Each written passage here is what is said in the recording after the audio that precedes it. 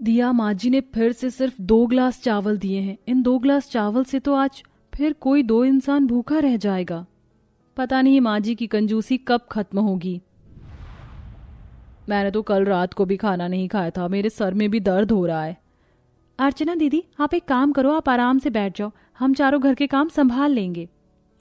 इतना बोलकर संध्या खाना बनाने के लिए जाती है, पर तभी वो देखती है कि घर में लहसुन प्याज पूरी तरह से खत्म है।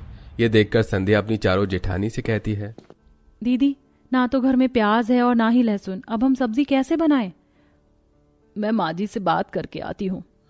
माँ जी, सब्जी कैसे बनाऊं? प्याज और लहसुन खत्म हो गया है। अगर आप ले आती तो आज मैं खाना जल्दी बना देती। वैसे भी आपके 5 बेटे आज जल्दी घर आएंगे। अरे बहू, जरूरी है क्या खाने में लहसुन प्याज डाले? बिना लहसुन प्याज के भी तो बहुत अच्छा खाना बनता है।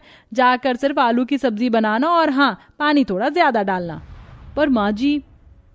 पर क्या बहू, मैंने भी घर चलाया है। मैं तो फिर भी तुम्हें रात में खाने के लिए दे देती हूँ क्योंकि तुम 5 गर्भवती हो। अरे जब मेरी सास जिंदा थी तो वो मुझे सिर्फ पूरे दिन में 1 वक्त का खाना देती थी ताकि मैं जिंदा रह सकूं। जी माँ जी, मैं समझ गई। आशा की बातें सुनकर अर्चना वहां से चली जाती है और वो 5 बहू मिलकर रात का खाना बनाती हैं। रात को पूरा परिवार खाने की टेबल पर बैठता है और आलू की सब्जी देख आशा का बड़ा बेटा सिद्धार्थ अपनी माँ और अपनी बीवी से कहता है, निशा, ये क्या सब्जी बनाई है? इसमें आलू कम पानी ज्यादा है। हम 5 भाई क्या इस घर में पैसे नहीं देते जो आप लोग हमें इस तरह का खाना देती हो बनाकर? पर माँ जी ने हमें जैसा कहा हमने तो वैसा ही बनाया है।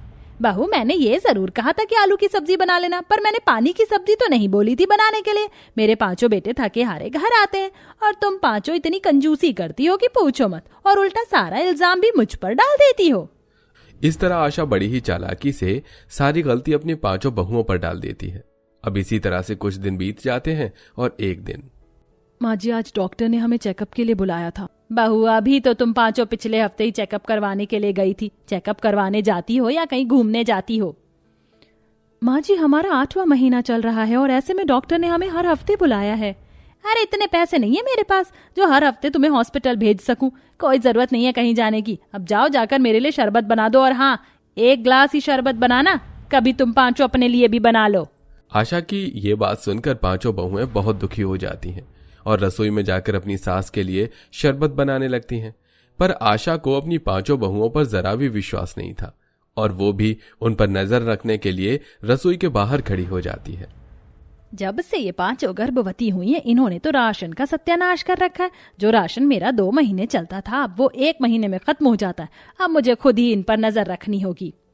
निशा दीदी, मेरा भी शरबत पीने का दिल कर रहा है। गर्मी इतनी ज्यादा हो रही है कि प्यास की वजह से मेरा गला सूख रहा है, पर हम चाह कर भी नहीं पी सकते। अगर माँ जी को पता चल गया तो वो हमें छोड़ेंगी नहीं, और तुम तो जानती हो वो 1 मुट्ठी चावल का भी हिसाब रखती हैं।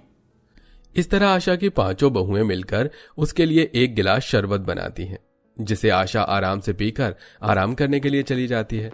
तो वहीं दूसरी ओर उसकी 5 बहुएं दर्द की वजह से तड़प रही होती हैं, पर अंजलि की तबीयत खराब हो जाती है और वो बेहोश हो जाती है।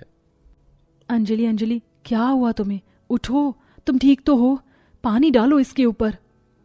होश में आओ अंजलि। मुझे बहुत कमजोरी महसूस हो रही है, आंखों के सामने अंधेरा छा रहा है।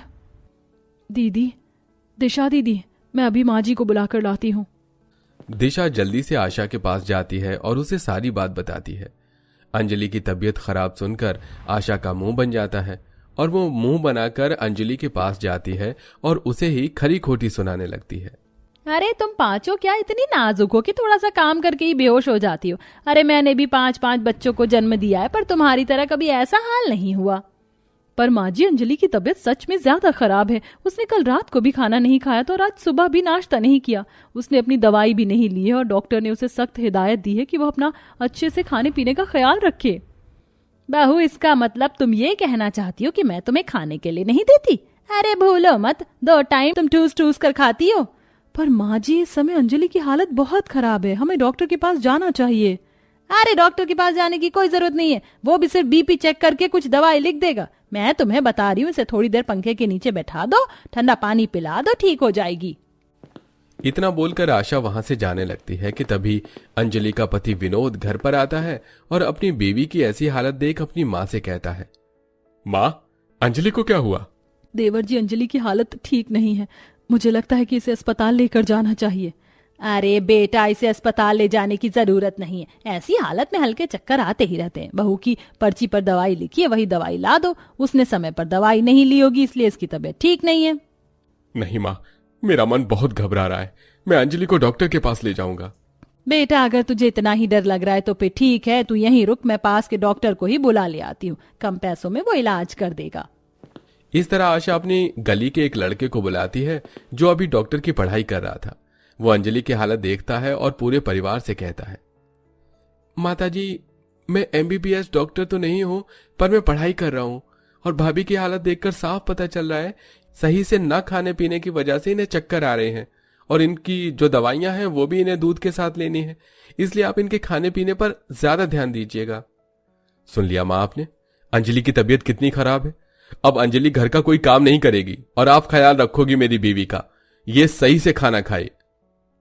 विनोद की ऐसी बातें सुनकर आशा मुंह बना लेती है। अब इसी तरह से कुछ दिन बीत जाते हैं और एक दिन जब अंजलि अपने लिए दूध निकालती है तो वहां आशा आ जाती है और उसके हाथों से दूध का गिलास छीन कर उससे कहती है, तू गर्भवती है, इसका मतलब ये तो नहीं कि आधा किलो दूध तू अकेले गटक जाए।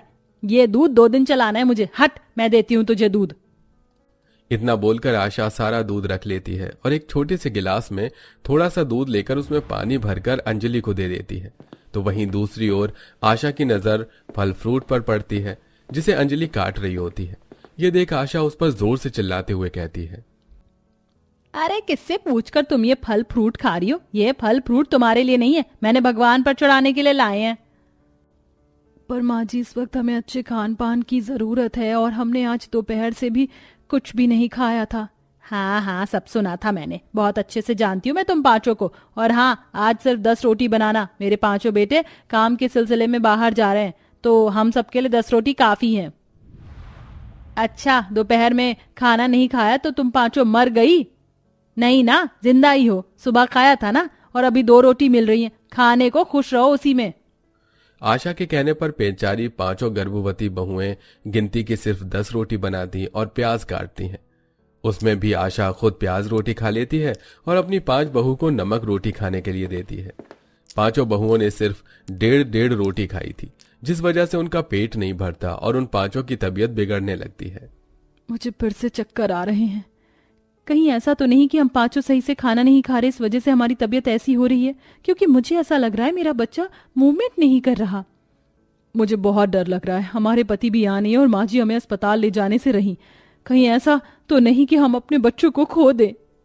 5 बहुएं बहुत ज्यादा डर जाती हैं और वो खाना खाने के लिए रसोई में जाती हैं। पर वो 5 देखती हैं कि उनकी सास ने फ्रिज से लेकर रसोई के हर कबोर्ड में ताला लगा रखा है। ये देख वो सब भूख से तड़पने लगती हैं और वहीं बेहोश हो जाती हैं। कुछ देर बाद जब आशा पानी पीने के लिए रसोई में जाती है तो देखती है कि उसकी 5 बहुएं जमीन पर गिरी हैं। ये देख आशा बहुत ज्यादा डर जाती है और अपने 5 बेटों को फोन करके घर बुलाती है। माँ, फ्रिज पर ताला लगा है, रसोई के हर कबोर्ड में ताला लगा है।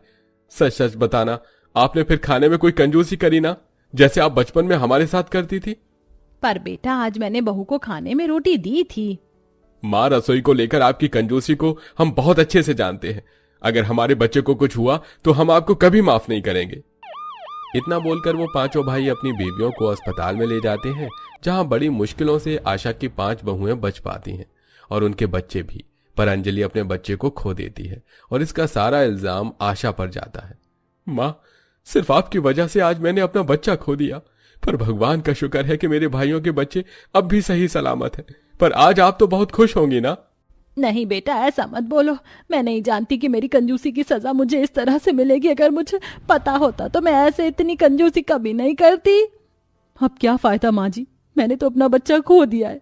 मेरा बच्चा मेरे पेट में ही भूख से तड़प तड़प कर मर गया। अपने बहू बेटों की बात सुनकर आशा को अपनी गलती का एहसास होता है, जिसके बाद आशा कंजूसी करना छोड़ देती है। इसलिए जब उसकी 5 बहुएं घर आती हैं तो आशा अपनी 5 बहुओं को बहुत अच्छे से ख्याल रखती है। आशा है कि ये कहानी पसंद आई होगी आपको। वैसे आपके परिवार में भी है क्या कोई कंजूस? कमेंट में जरूर बताइएगा।